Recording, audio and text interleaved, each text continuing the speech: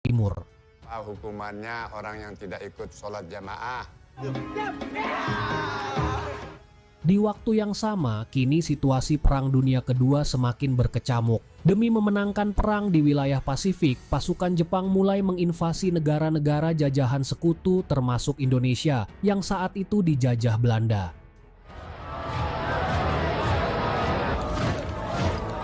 Pasukan Jepang berhasil mengusir Belanda dari Indonesia, sehingga secara resmi Belanda harus mengakui kedaulatan Jepang dalam Perjanjian Kalijati pada 9 Mei 1942. Masyarakat Indonesia menganggap kedatangan Jepang sebagai penyelamat. Namun ternyata Jepang berniat menjajah Indonesia dengan penjajahan yang lebih kejam. Jepang melarang pengibaran bendera merah putih dan melarang lagu Indonesia Raya dikumandangkan. Bahkan rakyat Indonesia dipaksa untuk melakukan seikerei adalah penghormatan kepada Dewa Matahari dengan membungkukkan badan mengarah pada matahari terbit. Dan bagi siapa saja yang membangkang pasti akan disiksa oleh tentara Jepang. Kabar tersebut kini telah sampai di pesantren dan Kiai Hashim berkata ada banyak hal yang bisa dikompromikan. Namun jika bertentangan dengan akidah Islam maka hal itu tidak bisa ditawar lagi. Putra Kiai Hashim bernama Wahid Hashim sangat cemas karena Jepang mulai menangkap para kiai dan sebentar lagi pasti akan sampai di Jombang. Mendengar itu Kiai. Singkat cerita, pasukan Jepang mendatangi pesantren untuk menangkap Kiai Hashim.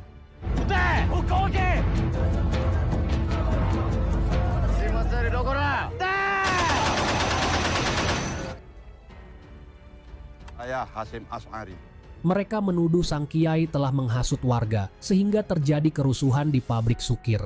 Kiai Hashim pun menyangkalnya, sebab beliau sama sekali tidak terlibat dalam kerusuhan tersebut. Selain itu, alasan mereka menangkap Kiai Hashim karena beliau melarang rakyat untuk melakukan sikerei. Penangkapan ini membuat para santri murka dan melakukan perlawanan. Tapi sayang mereka tidak bisa berbuat banyak karena tentara Jepang membawa persenjataan lengkap. Pada akhirnya sang kiai mengalah dan bersedia ditangkap setelah pasukan Jepang mengancam akan membakar dan membunuh santri-santrinya. Saya ikut. Biarkan saya ikut, Kiai.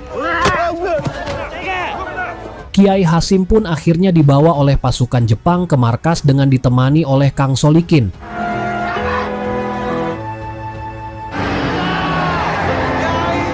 Malam harinya Gus Wakid meminta agar keamanan pesantren diperketat dan mengungsikan keluarga Kiai agar lebih aman.